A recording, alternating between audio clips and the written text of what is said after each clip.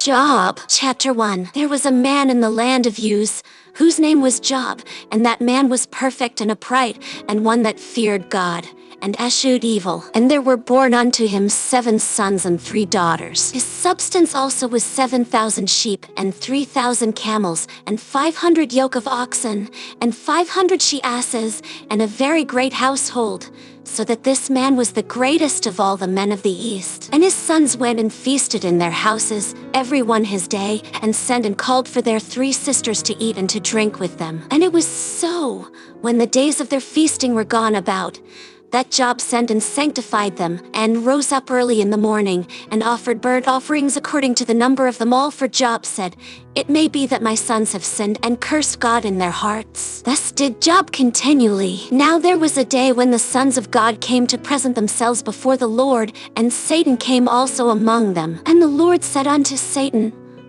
"Whence comest thou?" Then Satan answered the Lord, and said, "From going to and fro in the earth, and from walking up and down in it." And the Lord said unto Satan, "Hast thou considered my servant Job, that there is none like him in the earth, a perfect and an upright man, one that feareth God, and eschews evil?" Then Satan answered the Lord, and said, "Doth Job fear God for naught? Hast not thou made an hedge about him, and about his house, and about all that he hath on every side? Thou hast blessed the work of his hands, and his substance is increased in the land. But put forth thine hand now, and touch all that he hath, and he will curse thee to thy face." And the Lord said unto Satan, "Behold, all that he hath is in thy power, only upon himself put not forth thine hand." So Satan went forth from the presence of the Lord. And there was a day when his sons and his daughters were eating and drinking wine in their eldest brother's house. And there came a messenger unto Job, and said, "The oxen were plowing, and the asses feeding beside them, and the Sabaeans fell upon them, and took them away.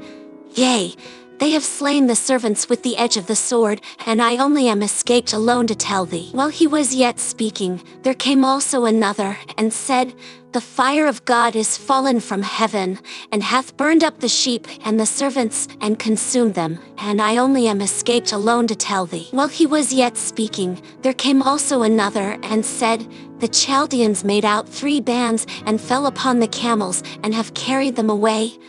Yea, and slain the servants with the edge of the sword, and I only am escaped alone to tell thee." While he was yet speaking, there came also another, and said, "Thy sons and thy daughters were eating and drinking wine in their eldest brother's house, and, behold, there came a great wind from the wilderness, and smote the 4 corners of the house, and it fell upon the young men, and they are dead.